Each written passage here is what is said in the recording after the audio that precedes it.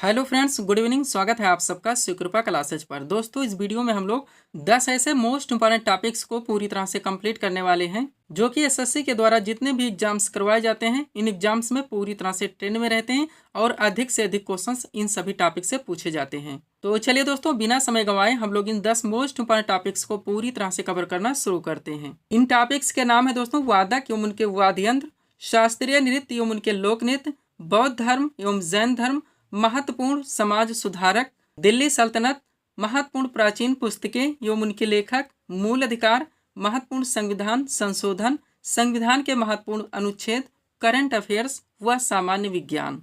इतने टॉपिक्स को हम लोग पूरी तरह से कवर करने वाले हैं। तो चलिए दोस्तों, क्वेश्चन की ओर चलते हैं हम लोग। पहला क्वेश्चन हमारा है, हरिप्रसाद चौरसिया का संबंध किस वाद्य यंत्र से? करेक्ट आंसर होगा बांसुरी से।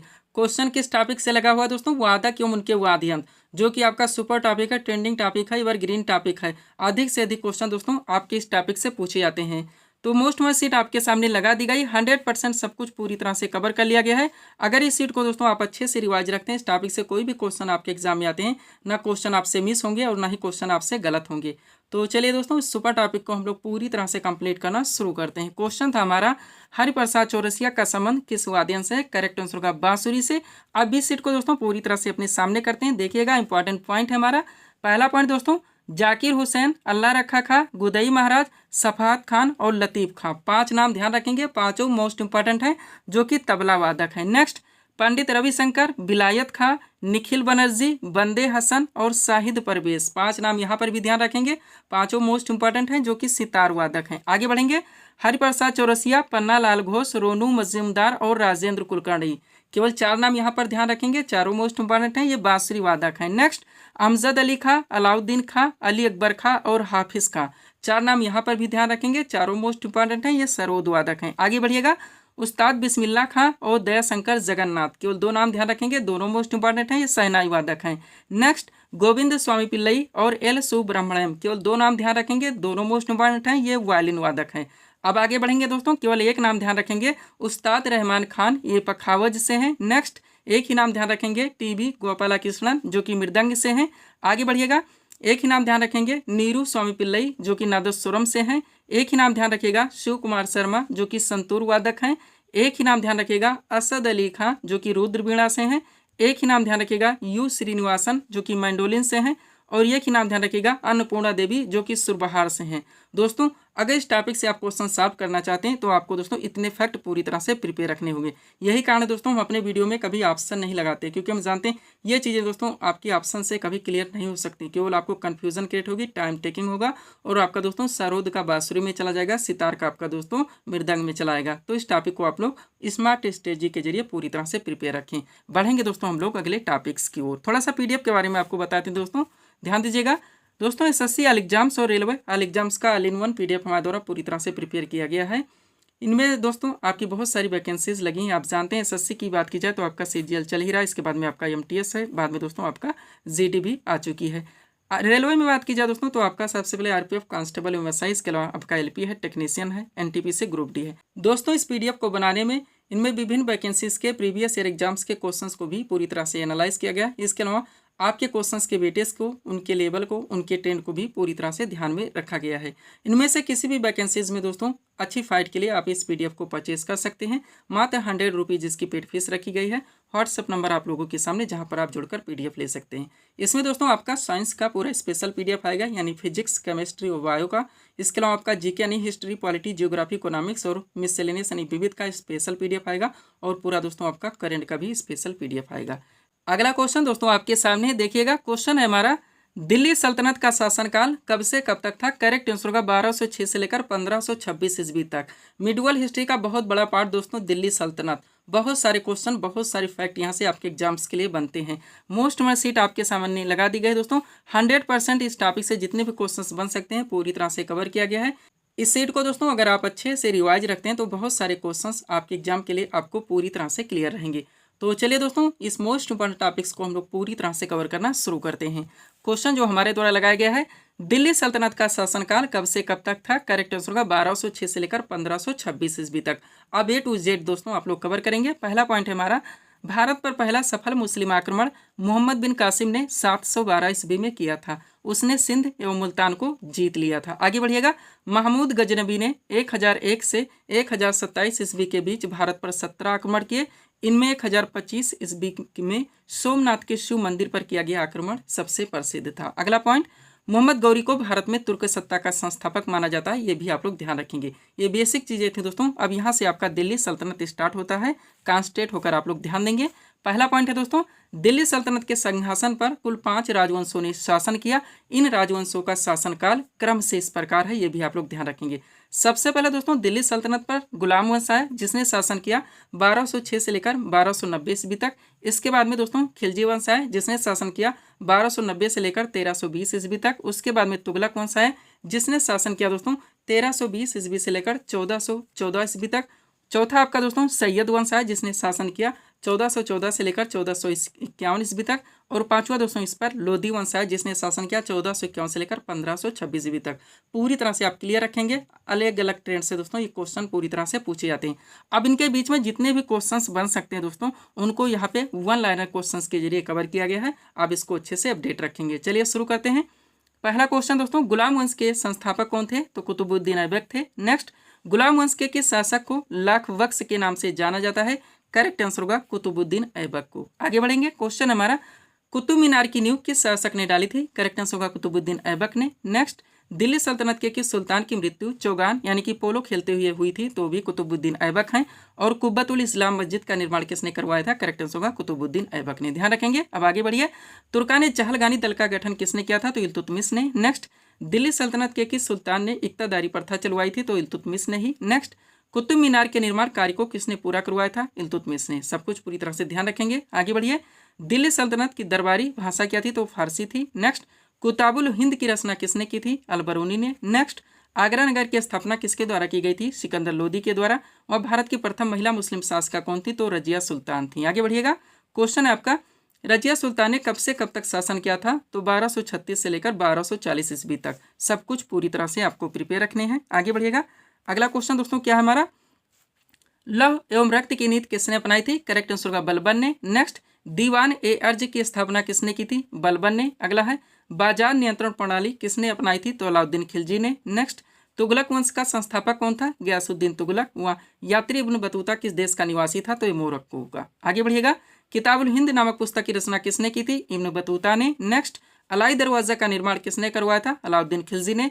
और तुगलकनामा की रचना किसने की थी? तो अमीर खुसरो ने। यहाँ तक दोस्तों आप लोग दिल्ली सल्तनत से पूरी तरह से प्रिपेयर रहेंगे। पीडीएफ के लिए हमारा व्हाट्सअप नंबर है दोस्तों। बढ़ेंगे हम लोग अगले टॉपिक्स की ओर। अगला क्वेश्चन दोस्तों आपके सामने है, देखेंगे किस टॉपिक से। क्वेश्चन रखा गया है, हर्षचरित नामक पुस्तक के लेखक कौन है? करेक्ट आंसर होगा बाणभट्ट। टॉपिक क्या है दोस्तों आपका? महत्वपूर्ण प्राचीन पुस्तकें एवं उनके लेखक। मोस्ट वन टॉपिक है दोस्तों आपका, ट्रेंडिंग टॉपिक है। मोस्ट वन सीट आपके सामने लगा दी गई। बहुत सारे फैक्ट दोस्तों यहाँ पे कवर किए गए हैं। इसको आप अच्छे से रिवाइज रखेंगे। चलिए शुरू करते हैं हम लोग। क्वेश्चन जो हमारे द्वारा लगाया गया है, क्वेश्चन है हमारा, हर्षचरित नामक पुस्तक के लेखक कौन है? करेक्ट आंसर होगा बाणभट्ट। अब टॉपिक है हमारा महत्वपूर्ण प्राचीन पुस्तकें एवं उनके लेखक। एक तरफ महत्वपूर्ण पुस्तकों के नाम दिए गए हैं, दूसरी तरफ दोस्तों संबंधित लेखक के नाम दिए गए हैं। बात करें दोस्तों पृथ्वीराज रासो की, तो इनके लेखक चंद्रबरदाई हैं। आगे बढ़िएगा। गीतांजलि, गार्डनर, पोस्ट ऑफिस और गोरा, 4 पुस्तक के नाम एक साथ देखेंगे। इनके लेखक रविन्द्रनाथ टैगोर हैं। 49 डेज के लेखक दोस्तों अमृता प्रीतम है। सब कुछ पूरी तरह से आप अपडेट रखेंगे। आगे बढ़िएगा। अगला क्या है दोस्तों हमारा, देखेंगे ट्रेन टू पाकिस्तान, जिनके लेखक खुशवंत सिंह हैं। नेक्स्ट, रंगभूमि के लेखक प्रेमचंद हैं। नेक्स्ट, पल्लव के लेखक सुमित्रा नंदन पंत हैं। अगला हमारा कुरुक्षेत्र व उर्वशी, जिनके लेखक रामधारी सिंह दिनकर हैं। आगे बढ़िएगा। अनहैप्पी इंडिया के लेखक लाला लाजपत राय हैं। अगला दोस्तों भारत भारती, जिनके लेखक मैथिली शरण गुप्त हैं। नेक्स्ट, कागज ते कैनवास, जिनके लेखक अमृता प्रीतम है। पंचतंत्र के लेखक दोस्तों विष्णु शर्मा है। कौन है? विष्णु शर्मा है। पूरी तरह से आप ध्यान रखेंगे। आगे बढ़ते हैं हम लोग। अगला क्या है दोस्तों हमारा, द कंपनी ऑफ वीमेन, जिनके लेखक खुशवंत सिंह है। नेक्स्ट, प्रेम वाटिका, जिनके लेखक रसखान है। नेचुरल हिस्ट्री, जिनके लेखक पिलनी है। फिर है दोस्तों बुद्ध चरितम, जिनके लेखक सुघोष हैं। कादम्बरी के लेखक बाणभट्ट हैं। द इंडियन स्ट्रगल के लेखक सुभाष चंद्र बोस हैं। आगे बढ़िएगा। शाहनामा के लेखक फिरदौसी हैं। सूर सागर, सूर सारावली और साहित्य लहरी के लेखक सूरदास जी हैं। सब कुछ पूरी तरह से आप प्रिपेयर रखेंगे। आगे बढ़िएगा। अगला क्या है दोस्तों आपका, हुमायूंनामा, जिनके लेखक गुलबदन बेगम हैं। लाइफ डिवाइन के लेखक दोस्तों अरविंद घोष हैं। अनामिका के लेखक सूर्यकांत त्रिपाठी निराला हैं। यामा के लेखक महादेव वर्मा हैं। एन एरिया ऑफ डार्कनेस के लेखक वी.एस. नायपाल हैं। कौन है? वी.एस. नायपाल हैं। Next, Hindu view of life के लेखक डॉक्टर सर्वपल्ली राधाकृष्णन हैं। राज तरंगिणी के लेखक कल्हड़ हैं। कुमार संभवम, अभिज्ञान शाकुंतलम और मेघदूत, इनके लेखक कालिदास हैं। कौन है? कालिदास हैं। सब कुछ पूरी तरह से प्रिपेयर रखेंगे। जो भी टॉपिक दोस्तों उठाया जाता है 100% कंप्लीट करने का प्रयास किया जाता है। अगला दोस्तों मालती माधव, जिनके लेखक भवभूति हैं। किताबुल हिंद के लेखक अलबरूनी हैं। दादा कामरेड के लेखक यशपाल हैं। चिदम्बरा के लेखक सुमित्रानंदन पंत हैं। The dark room, my days और मालगुडी डेज के लेखक आर के नारायण हैं। चंद्रकांता के लेखक देवकी नंदन खत्री हैं। कामसूत्र के लेखक वात्स्यायन हैं। हितोपदेश के लेखक नारायण पंडित हैं। और अर्थशास्त्र के लेखक दोस्तों चाणक्य या कौटिल्य हैं। इनका एक और नाम है दोस्तों विष्णुगुप्त, ये भी आप लोग ध्यान रखेंगे। अगला क्या है आपका? कामायनी, जिनके लेखक जयशंकर प्रसाद हैं। अष्टाध्यायी के लेखक पाणिनि हैं। इंडिका के लेखक मेगस्थनीज हैं। नेक्स्ट, गीत गोविंद के लेखक जयदेव हैं। पद्मावत के लेखक मलिक मोहम्मद जैसी हैं। आईन अकबरी और अकबरनामा के लेखक अबुल फजल हैं। नेक्स्ट, बीजक के लेखक कबीर दास हैं। गोदान और कर्मभूमि, इनके लेखक प्रेमचंद हैं। पूरी तरह से आप प्रिपेयर रहेंगे। थोड़े और हैं दोस्तों, देखते हैं हम लोग। अगला क्या है आपका? इंटरनल इंडिया, जिनकी लेखिका इंदिरा गांधी हैं। कुली के लेखक मुल्कराज आनंद हैं। और मृच कटकम के लेखक शूद्रक हैं। कौन? शूद्रक हैं। तीसरा दोस्तों टॉपिक, यानी 3 टॉपिक अब तक आपके कंप्लीट हो चुके हैं। चलते हैं हम लोग चौथे टॉपिक्स की ओर। पीडीएफ के लिए हमारा व्हाट्सअप नंबर है। अगला क्वेश्चन दोस्तों हमारे सामने है, देखेंगे किस टॉपिक से क्वेश्चन रखा गया है। जैन धर्म के 24वें एवं अंतिम तीर्थंकर कौन थे? करेक्ट आंसर का महावीर स्वामी। क्वेश्चन किस टॉपिक से लगा दोस्तों? जैन धर्म। आपका सुपर टॉपिक है दोस्तों। बहुत सारे क्वेश्चन, बहुत सारे फैक्ट यहाँ से भी निकलते हैं, जो कि दोस्तों आपके एग्जाम में कंटिन्यू पूछे आते हैं और डायरेक्टली दोस्तों ये क्वेश्चन रिपीट होते रहते हैं। तो चलिए दोस्तों इस सुपर टॉपिक्स को हम लोग पूरी तरह से कंप्लीट करना शुरू करते हैं। क्वेश्चन जो हमारे द्वारा लगाया गया है, जैन धर्म के 24वें एवं अंतिम तीर्थंकर कौन थे? करेक्ट आंसर होगा महावीर स्वामी। अब ये टू जेड आप लोग पूरी तरह से कवर करेंगे। पहला पॉइंट है हमारा, जैन धर्म के प्रथम तीर्थंकर ऋषभदेव थे। इन्हें इस धर्म का संस्थापक भी माना जाता है। नेक्स्ट, जैन धर्म में कुल 24 तीर्थंकर हुए। महावीर स्वामी जैन धर्म के 24वें तीर्थंकर थे। इन्हें जैन धर्म का वास्तविक संस्थापक मानता है। पूरी तरह से आप क्लियर रहेंगे। नेक्स्ट, महावीर स्वामी का जन्म 540 ईसा पूर्व कुंडग्राम वैशाली में हुआ था। नेक्स्ट, इनके पिता का नाम सिद्धार्थ था, जो कि ज्ञातिरिक क्षत्रिय कुल के थे। और माता का नाम दोस्तों त्रिशला था, जो कि लिच्छवी शासक चेटक की बहन थी। महावीर स्वामी के पत्नी का नाम यशोदा था। सब कुछ पूरी तरह से आप क्लियर रहेंगे। आगे बढ़िएगा। अगला फैक्ट आपका क्या है दोस्तों? देखिएगा। पॉइंट है हमारा, 30 वर्ष की आयु में महावीर स्वामी ने गृह त्याग किया। 42 वर्ष की अवस्था में जुरुम्भी ग्राम यानी कि ऋषपालिका नदी के किनारे 12 वर्ष की तपस्या के बाद में इन्हें ज्ञान की प्राप्ति हुई। महावीर स्वामी का महापरिनिर्वाण 468 ईसा पूर्व में पावापुरी में हुई थी। ये भी आप लोग ध्यान रखेंगे। आगे बढ़िएगा। महावीर स्वामी ने 5 महाव्रतों के पालन का उपदेश दिया। ये 5 महाव्रत हैं, सत्य, अहिंसा, अस्तेय, अपरिग्रह एवं ब्रह्मचर्य। आगे देखिएगा। इनमें से शुरू के 4 महाव्रत जैन धर्म के 23वें तीर्थंकर दोस्तों पार्श्वनाथ के थे।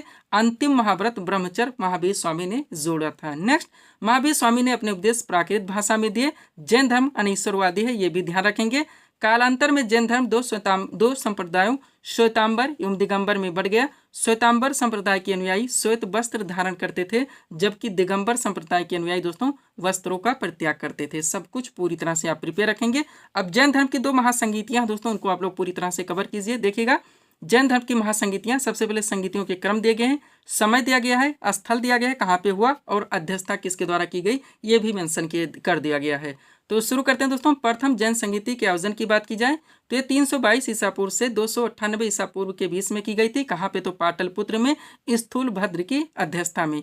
द्वितीय जैन संगीति की बात की जाए दोस्तों तो ये 512 ईस्वी में वल्लभी में देव ऋषि गढ़ी या क्षमा श्रवण के नेतृत्व में किया गया था। सब कुछ पूरी तरह से आप प्रिपेयर रखेंगे। 4 टॉपिक यानी चौथा टॉपिक दोस्तों आपका यहाँ पर पूरी तरह से कंप्लीट होता है। चलेंगे दोस्तों हम लोग 5वें टॉपिक की ओर। अगला टॉपिक दोस्तों आपके सामने है। देखिएगा क्वेश्चन क्या रखा गया है। आजाद हिंद फौज की स्थापना किसने और कब की थी? करेक्ट आंसर होगा रास बिहारी बोस ने 1942 ईस्वी में। क्वेश्चन किस टॉपिक से लगा हुआ दोस्तों? महत्वपूर्ण जितने समाज सुधारक हैं, सामाजिक धार्मिक आंदोलन, सब कुछ पूरी तरह से दोस्तों एक सीट में मेंशन कर दिया गया है, स्थापना वर्ष और संस्थापक के साथ। इस सीट को आप अच्छे से रिवाइज रखते हैं। बहुत सारे क्वेश्चन दोस्तों आपके लिए इस सीट को दोस्तों अगर आप अच्छे से रिवाइज रखते हैं, बहुत सारे क्वेश्चंस आपको आपके एग्जाम के लिए क्लियर रहेंगे।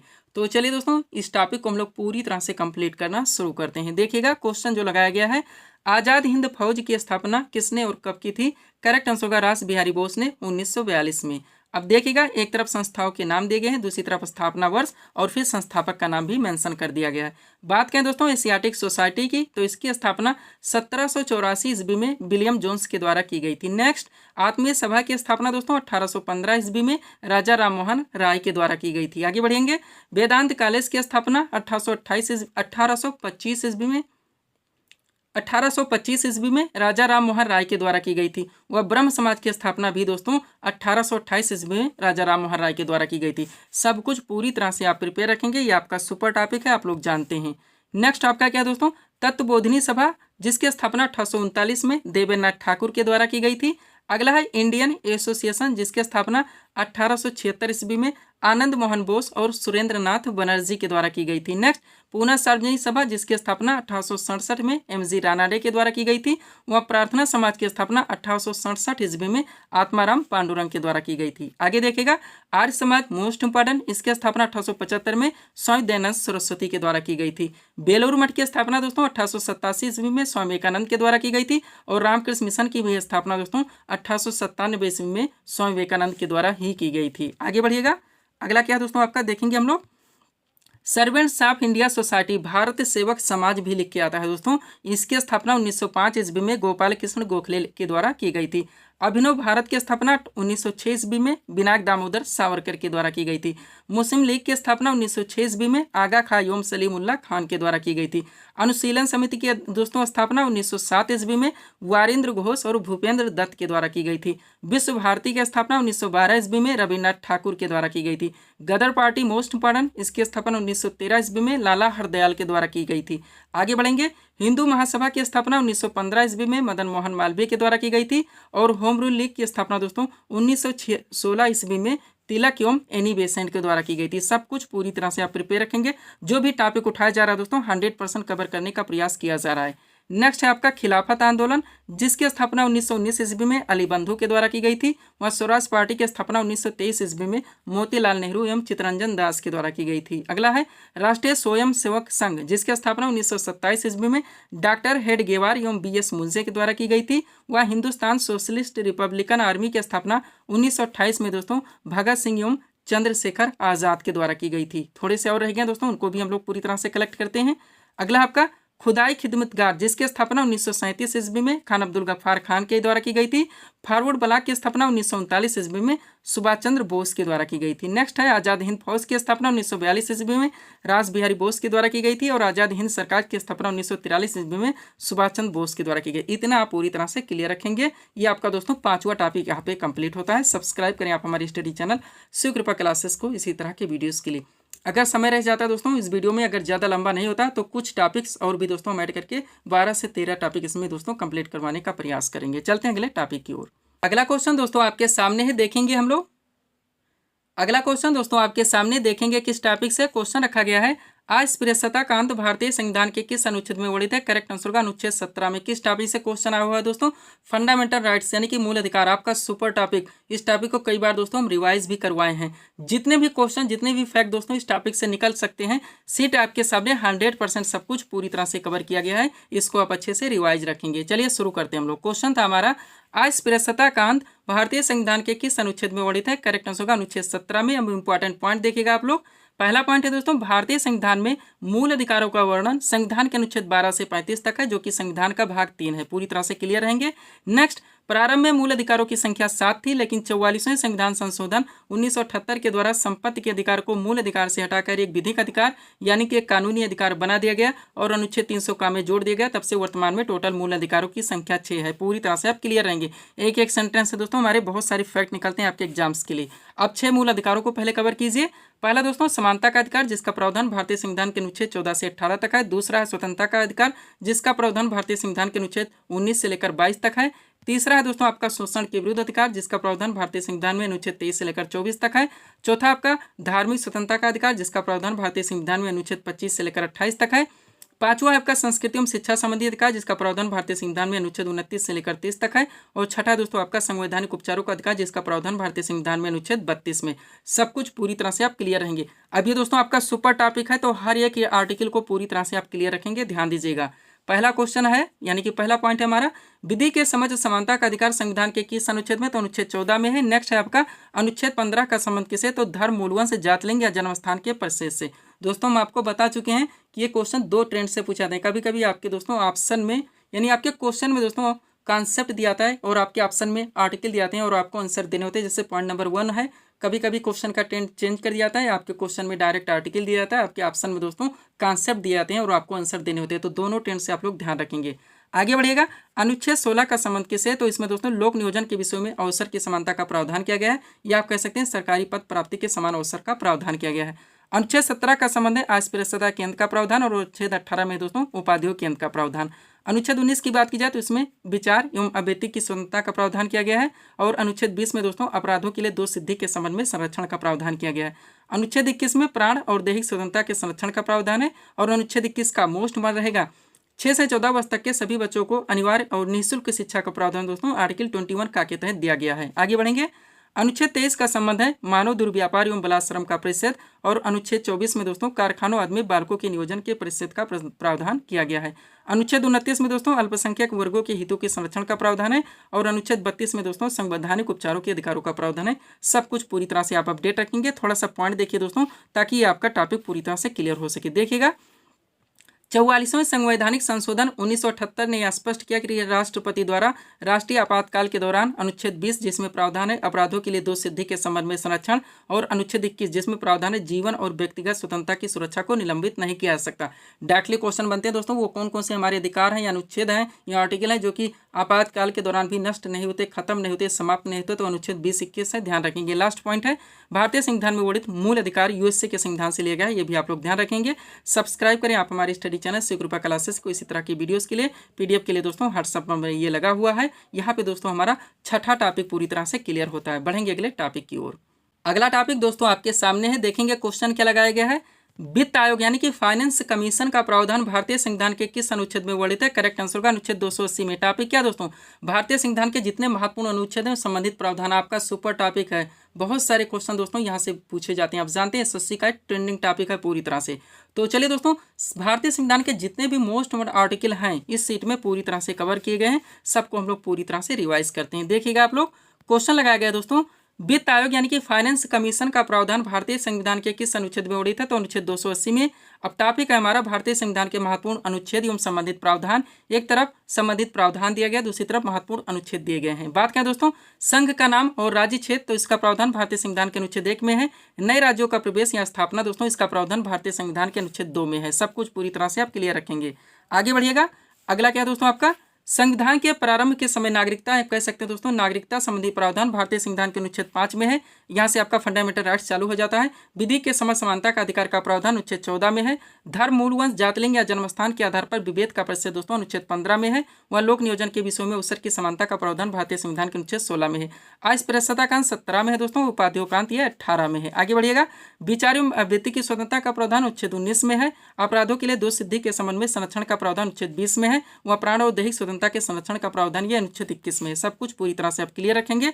आगे बढ़िएगा दोस्तों, अगला क्या है आपका, 6 से 14 वर्ष तक के बच्चों को निःशुल्क और अनिवार्य शिक्षा का अधिकार का प्रावधान अनुच्छेद 21 का में है। अल्पसंख्यक वर्गों के हितों के संरक्षण का प्रावधान अनुच्छेद 29 में है। संवैधानिक उपचारों का अधिकार दोस्तों, इसका प्रावधान अनुच्छेद 32 में है। नेक्स्ट, समान न्याय तथा निःशुल्क विधिक सहायता का प्रावधान अनुच्छेद 39 का में है। और ग्राम पंचायत की स्थापना का प्रावधान दोस्तों अनुच्छेद 40 में है। आगे बढ़िएगा, नागरिकों के लिए एक समान सिविल संहिता यानी यूसीसी का प्रावधान अनुच्छेद 44 में है। पर्यावरण का संरक्षण और संवर्धन एवं वन तथा वन्य जीवों की रक्षा का प्रावधान 48 का में है।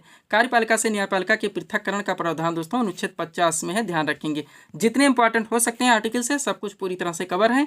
आगे देखिएगा, अंतर्राष्ट्रीय शांति और सुरक्षा की वृद्धि का प्रावधान अनुच्छेद 51 में है। मूल कर्तव्य दोस्तों 51 का में है। भारत का राष्ट्रपति अनुच्छेद 52 में है। राष्ट्रपति का निर्वाचन अनुच्छेद 54 में है। और राष्ट्रपति के निर्वाचन के लिए दोस्तों जो पद्धति रखी गई यानी एकल संक्रमणीय मत प्रणाली अनुच्छेद 55 में है। उपराष्ट्रपति का निर्वाचन दोस्तों अनुच्छेद 66 में है। आगे बढ़िएगा, अगला क्या आपका, राष्ट्रपति द्वारा क्षमादान यानी जो से दोस्तों पैराडांस क्षमादान करने की जो शक्ति दी गई अनुच्छेद 72 में है। राष्ट्रपति को सहायता और सलाह देने के लिए जो मंत्रिपरिषद की व्यवस्था की गई इसका प्रावधान भारतीय संविधान के अनुच्छेद 74 में है।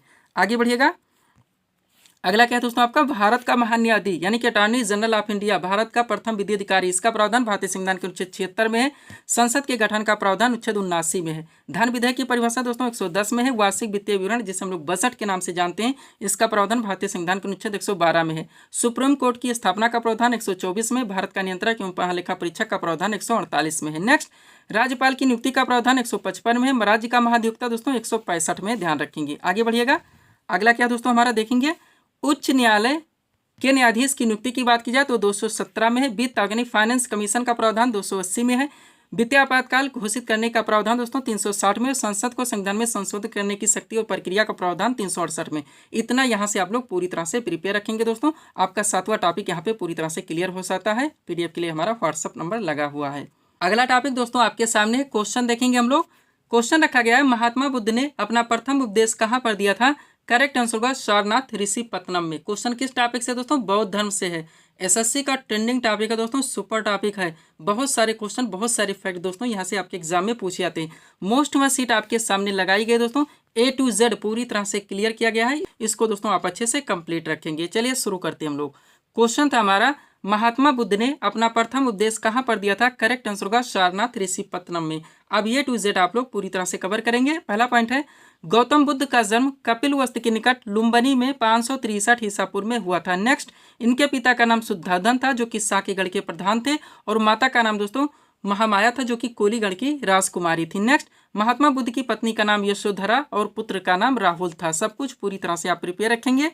अगला पॉइंट क्या है दोस्तों हमारा, महात्मा बुद्ध ने 29 वर्ष की आयु में गृह त्याग किया, जिसे बौद्ध ग्रंथों में महाविनिष्क्रमण के नाम से जाना जाता है। नेक्स्ट, महात्मा बुद्ध को ज्ञान की प्राप्ति 35 वर्ष की अवस्था में उर्वेला निरंजना नदी के किनारे हुई थी। आगे बढ़ेंगे। महात्मा बुद्ध ने मल्ल गणराज्य की राजधानी कुशीनारा, जिसे वर्तमान में कुशीनगर कहा जाता है, 483 ईसा पूर्व में 80 वर्ष की अवस्था में शरीर त्याग दिया, जिसे बौद्ध ग्रंथों में महापरिनिर्वाण के नाम से जाना जाता है। नेक्स्ट, गौतम बुद्ध ने अपना प्रथम उपदेश सारनाथ ऋषिपत्तनम में दिया, जिसे बौद्ध ग्रंथों में धर्म चक्र परिवर्तन के नाम से जाना जाता है। नेक्स्ट, बौद्ध धर्म अनीश्वरवादी एवं अनात्मवादी है, दोनों ध्यान रखेंगे। बुद्ध, संघ एवं धम्म मिलाकर दोस्तों त्रिरत्न माना जाता है, बार बार पूछाता है। और बौद्ध ग्रंथों में सुप्त पिटक, विनय पिटक तथा अभधम पिटक को सामूहिक रूप से त्रिपिटक कहा जाता है। मोस्ट क्वेश्चन है, और त्रिपिटक की भाषा पाली है, भी ध्यान रखेंगे। तीनों पिटक के नाम भी ध्यान रखेंगे, ताकि क्वेश्चन का ट्रेंड दोस्तों चेंज कर दिया जाए, यानी कि पूछ लिया जाए निम्न में से कौन सा त्रिपिटक का खंड नहीं है। ऐसे में अगर आप तीनों पिटक के नाम याद नहीं रखते तो क्वेश्चन सॉल्व नहीं कर पाएंगे। अगला पॉइंट है, महात्मा बुद्ध ने अपने उपदेश पाली भाषा में दिए थे, ये भी आप लोग पूरी तरह से ध्यान रखेंगे। अगला पॉइंट है हमारा, कालांतर में कनिष्क के शासन काल में बौद्ध धर्म का विभाजन हीनयान तथा महायान 2 शाखाओं में हो गया। हीनयान शाखा के अनुयायियों ने गौतम बुद्ध के मूल उपदेशों को स्वीकार किया, जबकि महायान शाखा के अनुयायियों ने बुद्ध की मूर्ति पूजा का प्रचलन शुरू किया। पूरी तरह से ध्यान रखेंगे। अब आप जानते हैं दोस्तों कि बौद्ध धर्म में 4 महासंगीतियों का आयोजन किया गया था, उनको भी आप लोग पूरी तरह से कवर कीजिए। तो पॉइंट हमारा, बौद्ध धर्म की महासंगीतियाँ देखेंगे। प्रथम बौद्ध संगीति के आयोजन की बात की जाए तो 483 ईसा पूर्व में राजगिरे में अजातशत्रु के शासनकाल में की गई थी। नेक्स्ट, द्वितीय बौद्ध संगीति का आयोजन दोस्तों 383 ईसा पूर्व में वैशाली में कालाशोक के शासनकाल में हुई थी। नेक्स्ट, तृतीय बौद्ध संगीति का आयोजन 250 ईसा पूर्व में पाटलिपुत्र में अशोक के शासनकाल में हुई थी। और चतुर्थ बौद्ध संगीति का आयोजन 98 ईसा पूर्व में कुंडल वन में कनिष्क के शासनकाल में की गई थी। अब 4 बौद्ध संगीतियों में दोस्तों किनकी अध्यक्षता में हुई थी वो भी आप लोग कवर रखिए, क्वेश्चन बनते हैं। तो प्रथम बौद्ध संगीति का आयोजन महाकश्यप की अध्यक्षता में हुई थी। द्वितीय बौद्ध संगीति का आयोजन सर्वकामी यानी सब्बाकामी की अध्यक्षता में हुई थी। तृतीय बौद्ध संगीति का आयोजन मोगलिपुत्तिस की अध्यक्षता में हुई थी। और चतुर्थ बौद्ध संगीति का आयोजन दोस्तों वसमित्र की अध्यक्षता में हुई थी। सब कुछ पूरी तरह से आप क्लियर रखेंगे। 8वां टॉपिक दोस्तों यहाँ पे आपका कंप्लीट होता है। यहाँ पे दोस्तों एक्स्ट्रा हम 2 टॉपिक आपको और ऐड करवाते हैं, उसके बाद में 2 टॉपिक और कंप्लीट करेंगे। चलिए वो भी 2 टॉपिक आप कवर कर लीजिए। एसएससी का ट्रेंडिंग टॉपिक है। पीडीएफ के बारे में दोस्तों सब कुछ हम आपको बता चुके हैं। देखेंगे अगला टॉपिक आपका क्या है। क्वेश्चन क्या लगाया गया दोस्तों हमारे द्वारा, खजुराहो मंदिर भारत के किस राज्य में स्थित है? करेक्ट आंसर होगा छतरपुर मध्य प्रदेश में। टॉपिक क्या दोस्तों, भारत के जो महत्वपूर्ण मंदिर एवं इमारतें हैं, डाकले क्वेश्चन पूछा था दोस्तों। एग्जैक्ट लोकेशन के साथ सब कुछ पूरी तरह से कंप्लीट किया गया, अच्छे से आप रिवाइज रखेंगे। चलिए शुरू करते हैं। क्वेश्चन था हमारा, खजुराहो मंदिर भारत के किस राज्य में स्थित है? करेक्ट आंसर होगा छतरपुर मध्य प्रदेश में। देखिएगा, एक तरफ इमारतों एवं मंदिरों के नाम दिए गए, दूसरी तरफ संबंधित राज्य और केंद्र शासित प्रदेश के नाम दिए गए। शुरू करते हैं। अजंता एवं एलोरा गुफा दोस्तों औरंगाबाद महाराष्ट्र में है। शांति निकेतन दोस्तों बीरभूम पश्चिम बंगाल में है। एलिफेंटा गुफा मुंबई महाराष्ट्र में है। और सांची का स्तूप दोस्तों रायसेन मध्य प्रदेश में। सब कुछ पूरी तरह से आप क्लियर रखेंगे। अगला क्या दोस्तों आपका, लिंगराज मंदिर जो कि भुवनेश्वर ओडिशा में, सूर्य मंदिर यानी कि जिसे काला पैगोडा के नाम से भी जाना जाता है, कोणार्क ओडिशा में, दक्षिणेश्वर काली मंदिर कोलकाता पश्चिम बंगाल में है, सोमनाथ मंदिर दोस्तों गिर सोमनाथ गुजरात में है, कैलाश मंदिर एलोरा महाराष्ट्र में, त्रयंबकेश्वर मंदिर नासिक महाराष्ट्र में। आगे बढ़िएगा, महाबलेश्वर मंदिर जो कि महाराष्ट्र में है, दिलवाड़ा जैन मंदिर माउंट आबू राजस्थान में, ब्रह्मा मंदिर दोस्तों पुष्कर राजस्थान में। सब कुछ पूरी तरह से आप क्लियर रखेंगे। अगला क्या दोस्तों आपका रामेश्वरम मंदिर जो कि तमिलनाडु में है, मीनाक्षी मंदिर मदुरई तमिलनाडु में, बृहदेश्वर मंदिर तंजावुर तमिलनाडु में है, नटराज मंदिर चिदम्बरम तमिलनाडु में है, वेंकटेश्वर मंदिर दोस्तों ये तिरुपति आंध्र प्रदेश में, जगन्नाथ मंदिर ये पूरी ओडिशा में है। ध्यान रखेंगे आप लोग, थोड़े से और हैं, एक टॉपिक यहीं पे और देखेंगे। वैष्णो देवी मंदिर जम्मू कश्मीर में है, खजुराहो मंदिर दोस्तों छतरपुर मध्य प्रदेश में। इतना यहाँ से आप लोग पूरी तरह से क्लियर रखेंगे। चलेंगे अगले टॉपिक की ओर। अभी दोस्तों कम से कम 2 टॉपिक तो हम लोग क्लियर करेंगे ही। देखिएगा अगला क्वेश्चन आपका क्या है दोस्तों, कार्बेट राष्ट्रीय उद्यान भारत के किस राज्य में स्थित है? करेक्ट आंसर होगा नैनीताल उत्तराखंड में। क्वेश्चन किस टॉपिक से? भारत के जो महत्वपूर्ण राष्ट्रीय पार्क हैं, राष्ट्रीय उद्यान है, वन्यजीव अभ्यारण्य है। बहुत सारे क्वेश्चन दोस्तों यहाँ से पूछे जाते हैं, आप लोग जानते हैं। मोस्ट में सीट आपके सामने जितने भी इंपॉर्टेंट हैं सब पूरी तरह से कवर किए गए। चलिए शुरू करते हैं। क्वेश्चन था हमारा कार्बेट राष्ट्रीय उद्यान भारत के किस राज्य में स्थित है? करेक्ट आंसर होगा नैनीताल उत्तराखंड में। देखिएगा एक तरफ राष्ट्रीय उद्यान एवं वन्यजीव अभ्यारण्य के नाम दिए गए, दूसरी तरफ संबंधित स्थान डाकली हमें लोकेशन बताने होते हैं। एग्जैक्ट लोकेशन के साथ कवर किया गया, अच्छे से रिवाइज रखेंगे। चलिए शुरू करते हैं। काजीरंगा राष्ट्रीय उद्यान जोरहाट असम में है, मानस वन्यजीव अभ्यारण्य बारपेटा असम में है, और हजारीबाग राष्ट्रीय पार्क दोस्तों हजारीबाग झारखंड में। ध्यान रखेंगे। आगे बढ़ते हम लोग। अगला क्या है हमारा बेतला राष्ट्रीय पार्क। क्या है दोस्तों? बेतला राष्ट्रीय पार्क पलामू झारखंड में, गिर राष्ट्रीय उद्यान जूनागढ़ गुजरात में, बादीपुर राष्ट्रीय उद्यान बादीपुर कर्नाटक में, केवलादेव पश्चिम बिहार भरतपुर राजस्थान में, सरिस्का वन्यजीव अभ्यारण्य अलवर राजस्थान में, उदाची गांव वन्यजीव अभ्यारण्य माधवगढ़ मध्य प्रदेश में। नेक्स्ट कान्हा राष्ट्रीय उद्यान बालाघाट मध्य प्रदेश में, सिमलीपाल राष्ट्रीय उद्यान दोस्तों मयूरभंज ओडिशा में है। सब कुछ पूरी तरह से आप क्लियर रखेंगे।